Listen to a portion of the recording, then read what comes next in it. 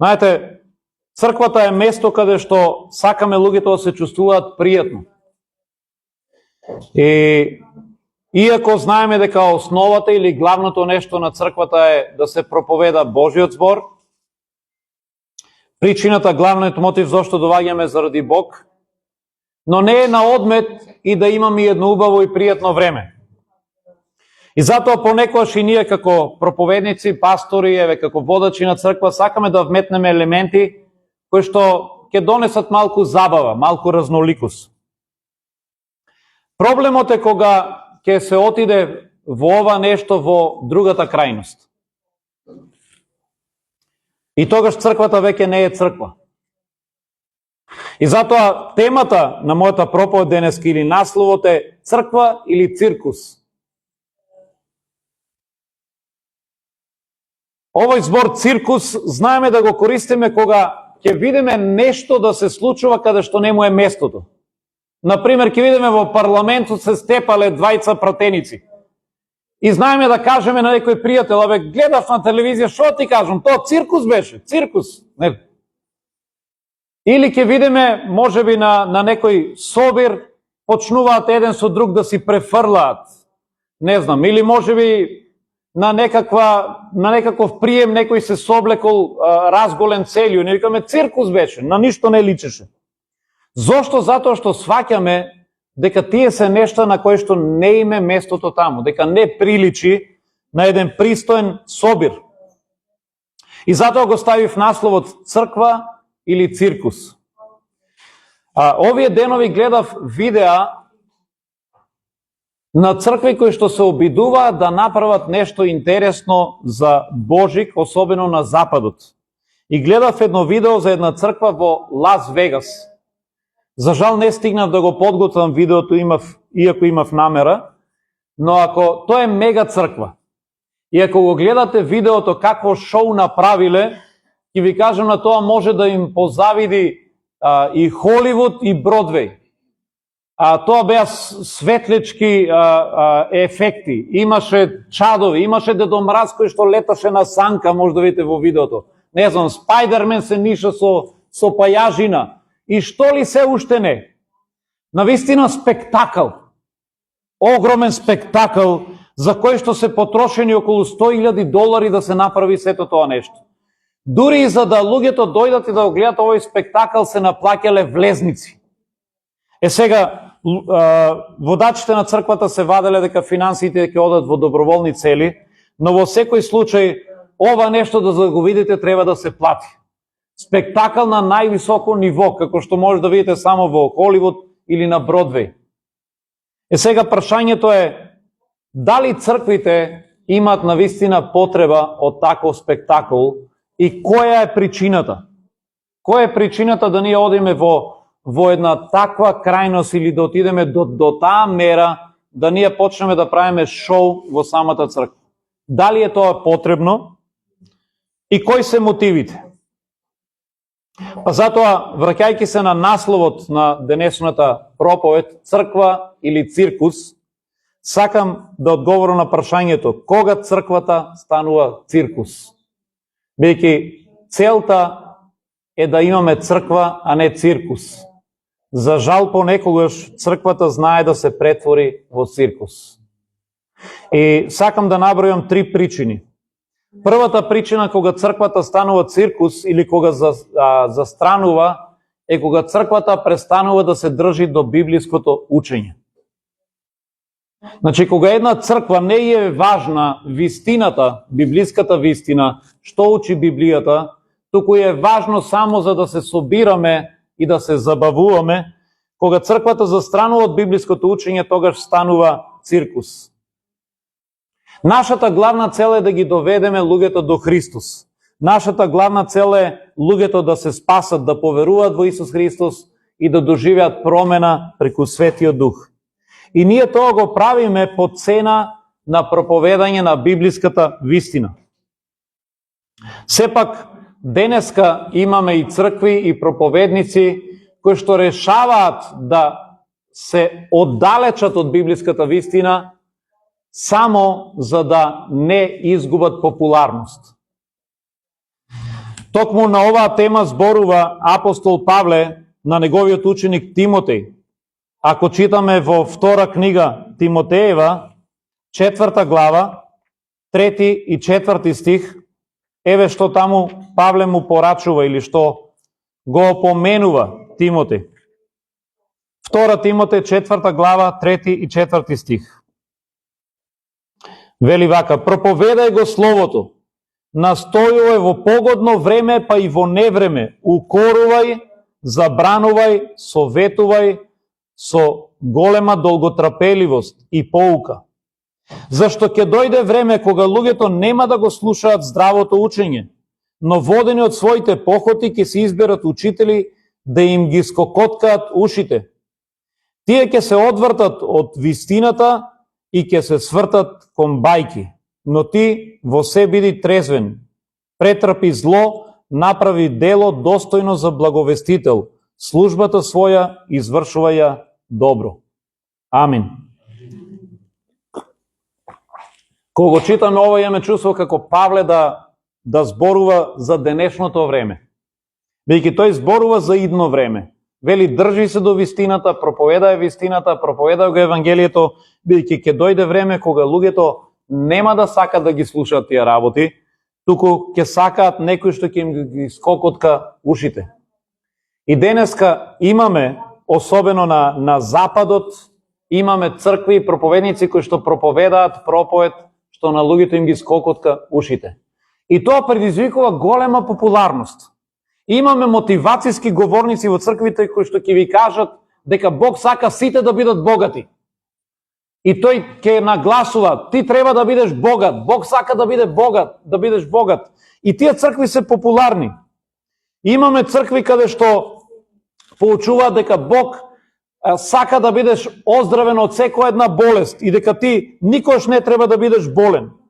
Има цркви, имаш еден проповедник кој што проповедаше во Америка, кој што вели: секој еден човек што е роден ќе заврши во рајот, ниту еден човек нема да оди во пеколот. Бог толку те сака што нема да те испрати во пеколот. И сега, овие поуки се убави за ушите, нели? Убаво е да слушнеме дека никој нема да заврши во пеколот. Убаво е да слушнеме дека никој нема да се разболи. Убаво е да слушнеме дека сите треба да се богати.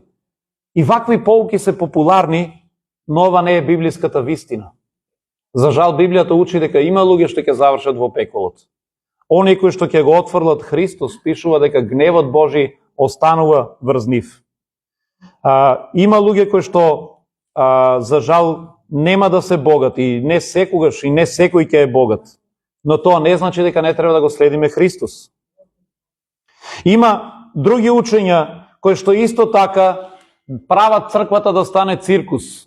Еднаш гледав едно видео за црква во Америка, каде што луѓето доаѓаат голи на црква. Замислете, седат на богослужба, сите голи. И вие ќе го гледате тоа и велите: шо е ова, бе, црква ли е ова? Ова циркус. И изговорот на оваа црква е дека кога Бог ги создаде луѓето, Адам и Ева, тие беа голи.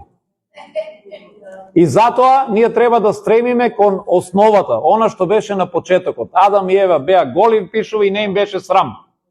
И затоа ние треба да бидеме голи како Адам и Ева. Но ова не е библиската вистина. Гледате, има многу учења кои што кога ќе застранат од вистината, ја претвараат црквата во циркус. Имаше едно учење, се појави дури во Србија, во некој манастир, дека демоните треба да се истеруваат со лопата, со ќотек. И имаше видеа каде што луѓе дошле за да бидат ослободени и гледате како свештеници земале лопати и го удараат и му викат на демонот: излези од него, излези од него. И на крајот ќе го тепаат човекот. А дали ќе излезе демонот, прашање е. И сега ги гледаме овие работи и велиме: ова е циркус, ова не е црква. Но тоа се случува кога ќе застраниме од библиското учење. Затоа е важно да ја познаваме добро Библијата. Имаше еден пастор во Америка кој што поучуваше дека ако сакаш да оздравиш, треба да си скинеш ливче од Библијата, да го свариш како чајче, да го испиеш и ќе бидеш здрав. Така да секој ден кинете си по еден лист, варете си и испиете го. И на крајот ќе останете без Библија, а дали ќе оздравете, не знам. Но ова се случува кога ние ќе застраниме од вистината и затоа тогаш црквата станува циркус. Значи, првиот случај кога црквата станува циркус е кога ќе застраниме од библиската вистина. Втората причина кога црквата станува циркус е кога престануваме да се подпираме на Светиот Дух. Зошто го велам ова? Причината зошто многу цркви денеска сакат да прават шоу внатре на нивните богослужби е затоа што тие се подпираат единствено на овие шоу настани за да привлечат луѓе. И тие престануваат да му веруваат на Светиот дека тој може да изврши трансформација. Тој може да го допре срцето на човекот.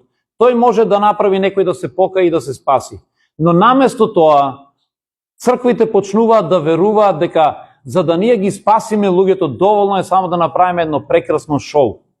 И верувајте, ние можеме да вложиме 100.000 евра како оваа црква што направила спектакл во Лас Вегас. И можеме да направиме Дедо Мраз со кочија да лета, можеме да направиме Спајдермен да се ниша со пајажината, да има светлосни, звучни ефекти, да има чат да излегува тука и на крајот луѓето ќе се соберат, ќе има полна сала, ќе ракоплескаат и може сите да си заминат и никој да не биде спасен. И тоа и се е случувало. Еве ние во нашите настани што ги правиме, за жал имаме многу настани на кои што дошле безброј луѓе, но ниеден после тоа не дошол во црквата. Ниеден не се покајал, ниеден не го предал животот на Исус Христос.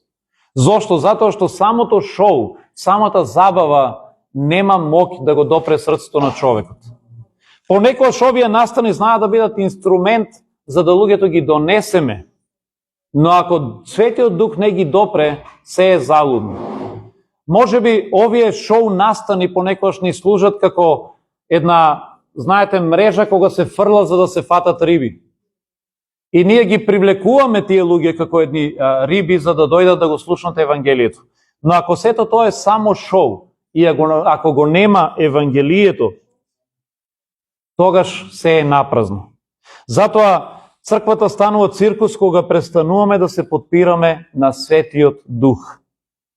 Исус Христос и апостолите никогаш не ги забавуваа луѓето за тие да се спасат. Тие ги повикуваа да одат по неговиот пат, но не се трудеа да прават некаква забава за да се спасат луѓето. Има еден пример за пастор од Африка, кој што бил поканет од негов колега, пријател во Америка да ја посети неговата црква. И кога отишол, тој се изненадил, огромна зграда. Внатре салата собирала 5000 души. Внатре кога седал на богослужбата, гледал, имало за време на самата богослужба кога траело славењето, имало специјални ефекти, излегувале чат, димови, имало различни светла, се менувале боите на светлата, звучни ефекти. Тоа било прекрасно да се гледа. Дури и додека проповедникот проповедал, имало различни ефекти, позади цел екран, визуелно ги прекажувал сите негови идеи, сите негови наслови, сите негови пораки. И на крајот, пасторот седнува со овој негов колега од Африка и го прашува: што мислиш? Што мислиш за нашата богослужба? Што мислиш? И афричкиот пастор му одговорил: многу облаци, ама нема дош. И колегата онака да извлече повеќе од него опрашал пак: добро, ама кажи нешто повеќе, што мислиш? Нели беше убаво, нели беше прекрасно, И пасторот од Африка му рекол: искрено се изненадив колку може да постигне и да направи вашата црква без Светиот Дух. Но тоа не го рекол како пофалба, него како чудење. Нели, понекогаш ние можеме да постигнеме толку многу, а го нема Светиот Дух. И колку многу можеме, докаде навистина можеме да отидеме со нашите човечки ресурси, со технологијата, со техниката, со сите тие ефекти, колку можеме да отидеме без Свети Дух? Можеме да отидеме далеко. можеме да привлечеме маса луѓе. Но и Цеца привлечува маса луѓе, нели, кој ќе пее на концерт. И Мерлин кој ќе отиде во Штип на Пастрамалијада може да собере 100.000 души. Но колку од нив таму се спасиле, поверувале во Исус, тоа е прашањето. Затоа црквата станува циркус кога престанува да се потпира на Светиот Дух. Од друга страна, низ историјата на црквата имаме проповедници кои што исклучиво се потпирале на Светиот Дух. Тие на своите настапи немале некакво шоу, немале специјални ефекти. Имале само бина, говорница пред која што излегувале, зборувале и луѓето се каеле и плачеле во покаяние. Еден таков пример е за пасторот или проповедникот по име Джонатан Едвардс. За него се кажува тој проповедал во 18 век, во периодот кој што е наречен Great Awakening или големото пробудување во Америка. Една од неговите најпознати проповеди го носи насловот Грешниците во рацете на разгневениот Бог. Джонатан Едвардс дури бил скромен проповедник, немал ни некакви проповеднички или ораторски вештини, така да многу пати тој всушност и читал од текстот напишал, само ќе наведнал главата и читал, така да не било ништо посебно, не ги драматизирал работите, но кога тој ја проповедал оваа проповед, Грешниците во рацете на разгневениот Бог, имало стотици луѓе кои што биле собрани, било преполно, проповедал на отворено колку што се сеќавам, и луѓето дури паѓале на земја, се каеле, плачеле и врескале од страв. Некои од нив изјавувале дека гледале како земјата се отвара и дека ќе ги голтне. И викале: Господе, спаси ме, Господе, спаси ме, Господе, прости ми. Еве, тоа е кога Светиот Дух е присутен. Без никакви ефекти, без светлички ефекти, без димови, без чадови, без ништо. Но овој човек бил помазан и употребен од Светиот Дух. И кога тој проповедал, луѓе паѓале на земја и се каеле. Ова е една од најпознатите и да кажеме, значајните проповеди кои што е во историјата на црквата забележена. И третиот случај, кога црквата станува циркус. Црквата станува циркус кога ние се обидуваме само да ги забавуваме верниците, наместо да ги донесеме до Христос. Со други зборови, кога црквата престанува да биде црква, туку станува само клуб, место на забава.